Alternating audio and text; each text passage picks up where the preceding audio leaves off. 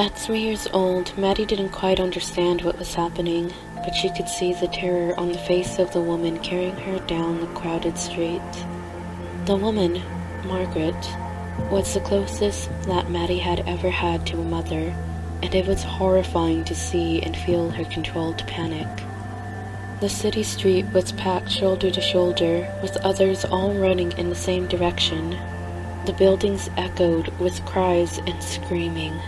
Those who fell were trampled and left to die. Margaret managed to edge over from the central flow of anarchy, finding a small clear space beside a set of steps. She set Maddie down. "Maddie?" she said, trying to sound calm. "Stay right here. I have to check something out, and I'll be right back." She glanced over her shoulder before looking back. "Be a good girl and stay right here." Maddie stared in frightened silence as Margaret was swept into the racing crowd. In moments, Maddie heard the horrible moaning and the screams intensified. Then she saw them. They looked like people, but she could sense no life was in them.